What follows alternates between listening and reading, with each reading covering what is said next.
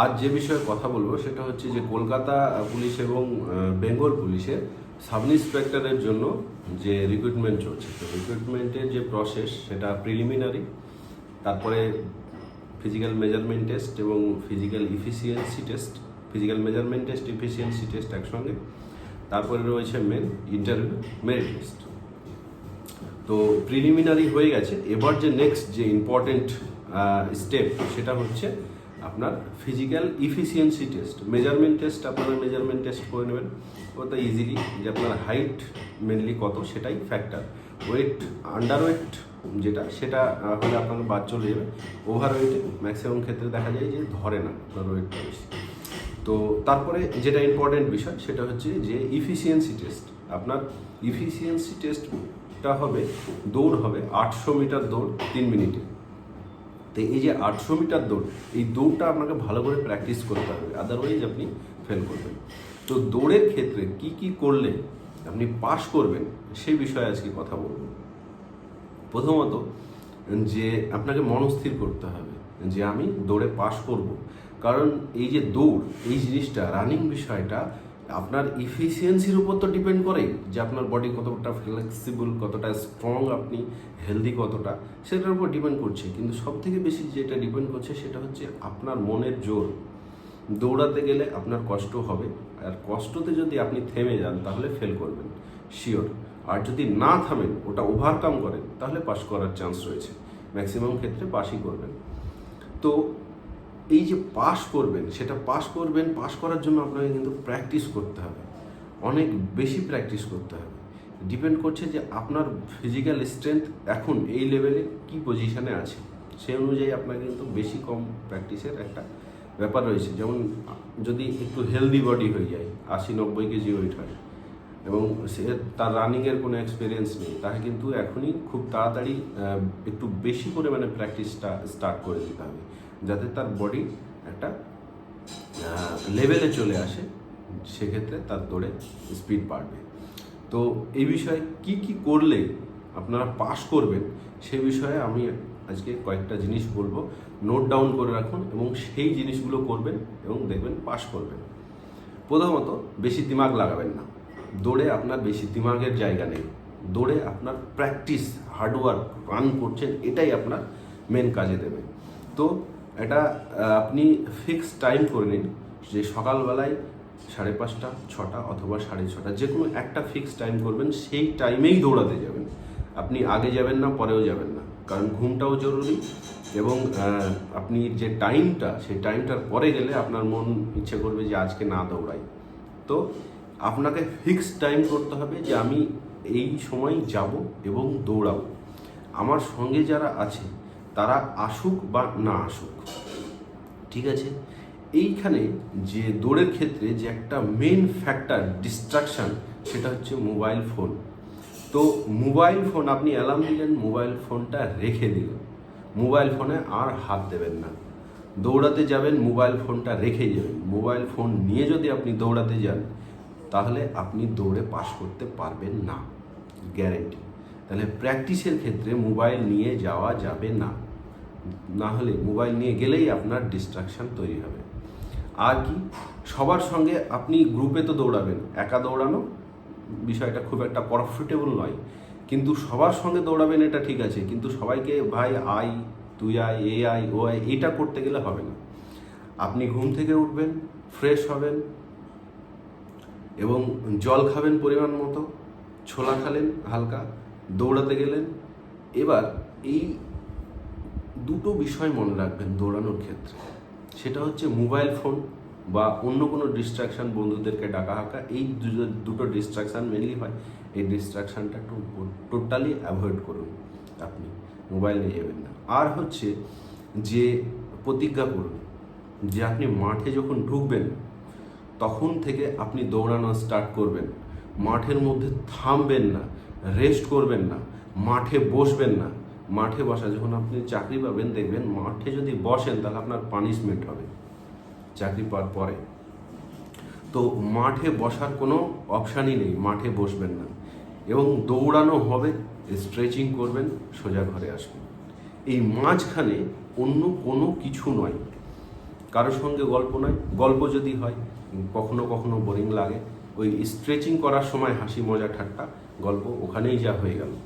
আপনি ঢুকলেন মাঠে এবং মাঠ থেকে বেরোনো এই মাঝের যে সময়টুকু, সেই সময়টুকু আপনি থামবেন না, দৌড়াবেন, স্ট্রেচিং করবেন, রানিং মানে প্রথমে কখনো স্লো দৌড়ালেন, কখনো ফাস্ট দৌড়ালেন, তারপর স্প্রিন্ট মারতে হবে আপনাকে, ডিপস মারতে হবে, অনেক কিছু রয়েছে, বার রয়েছে। সেক্ষেত্রে আপনি কিছু না কিছু অ্যাক্টিভিটি করবেন। কি কি অ্যাক্টিভিটি করবেন আমি পরে ভিডিওতে দেখিয়ে দেবো। কি কি অ্যাক্টিভিটি করবেন সেগুলো ঠিক আছে, বিভিন্ন দিন বিভিন্ন রকম অ্যাক্টিভিটি করবেন, কিন্তু যেটা কমন সেটা হচ্ছে রানিং। এবার আপনাকে 800 মিটার রান কভার করতে হলে আপনাকে প্র্যাকটিস কিন্তু 800 মিটার করলে হবে না, প্র্যাকটিস আপনাকে অনেক বেশি করতে হবে। তা আপনি টার্গেট রাখুন প্রত্যেক দিন। এখন যদি আপনি প্রথম শুরু করেন তাহলে 2 কিলোমিটার 3 কিলোমিটার টার্গেট রাখুন, পরবর্তীতে 5 কিলোমিটার দৌড় করবেন। এইভাবে আপনার যে ইফিসিয়েন্সি সেটা বাড়াতে থাকবেন, ঠিক আছে। আর গ্রুপে দৌড়ালে হয় কি যে অনেকক্ষণ দৌড়ানো যায়, যেহেতু দৌড়ানোর বিষয়টা বোরিং, কিন্তু গ্রুপে ডাকাহাকি করতে যাবেন না, নিজের দৌড়াবেন।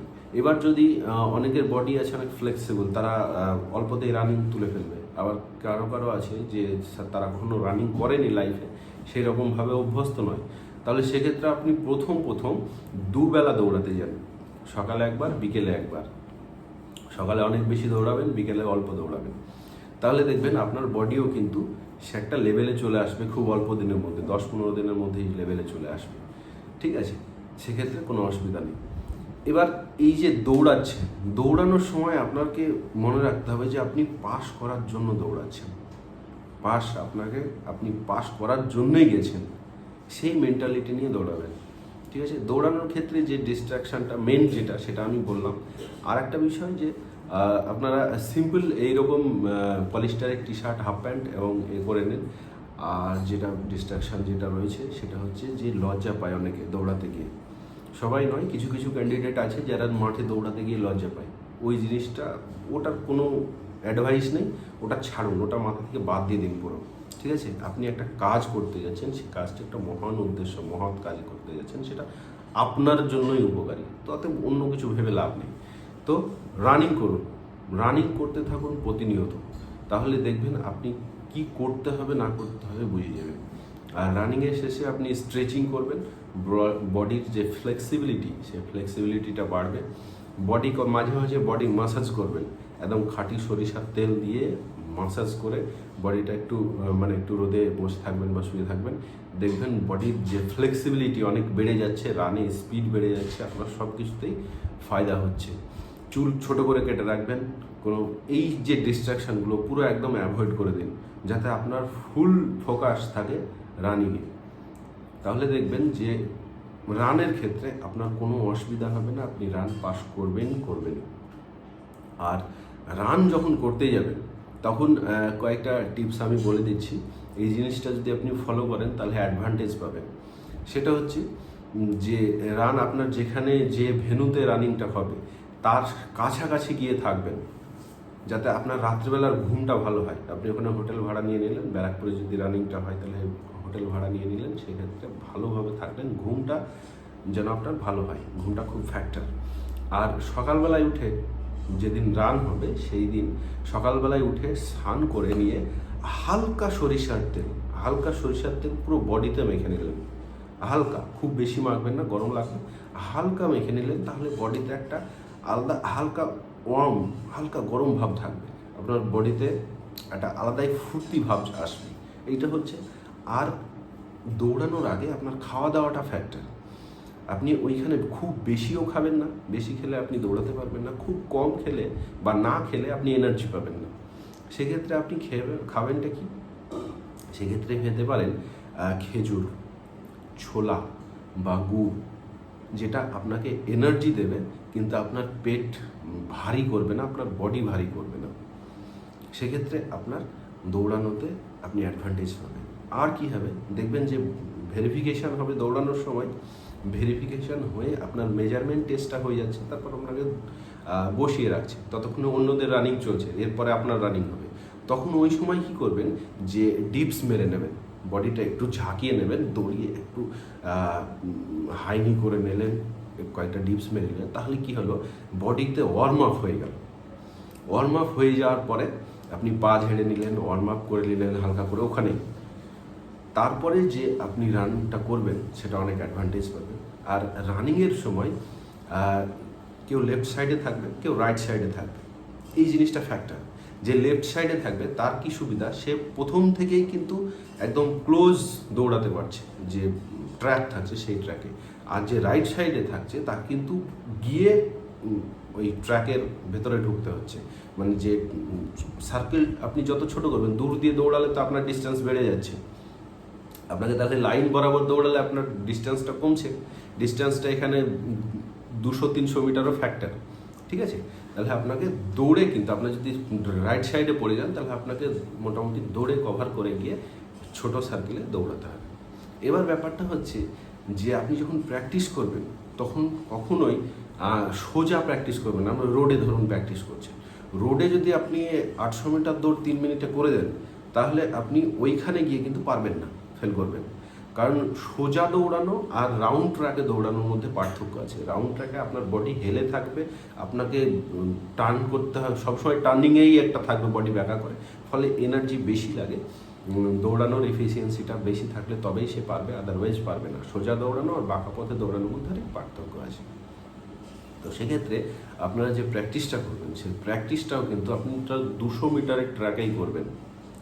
আপনি প্র্যাকটিস করছেন ধরুন 400 মিটার ট্র্যাকে বা রোডে, যেখানেই হোক, কিন্তু আপনার যেন রানিং করার আগে 10 দিন আগে থেকে যেন ওই 200 মিটার ট্র্যাকে আপনার রান করার হ্যাবিটটা যেন থাকে, তবে আপনি ওখানে গিয়ে অ্যাডভান্টেজ পাবেন। এবং দেখবেন এইভাবে করলে যখন রানিংটা করবেন 200 মিটার ট্র্যাকে, তখন ট্র্যাকটা কাউন্ট করবেন যে একবার হলো, দুবার হলো। অনেক সময় দৌড়াতে গিয়ে ভুলে যায়, তো কনফিউশন হলে আপনার দৌড়ে আপনি পিছিয়ে যাবেন, 2-4 সেকেন্ড পিছিয়ে গেলে হয়তো আপনি ফেল করে গেলেন। তো ওইটা মনে মনে কাউন্ট করবেন যে 1 পাক হলো, 2 পাক হলো, এইটা হলো, কাউন্টটা করতে হবে আপনাকে। আর যে বিষয়টা, আপনি তো প্রথম থেকে এটা প্র্যাকটিস করেই যাচ্ছেন, তো ওখানে গিয়ে যখন আপনি দৌড়াবেন তখন দেখবেন মাঝখানে এমন একটা সময় আসবে 2 পাক বা 3 পাকের পরে যে আপনি আর পারছেন না, মনে হচ্ছে যে ছেড়ে দিই। ওই মুহূর্তে আপনি যদি ছেড়ে দেন তাহলে একদম শিওর ফেল।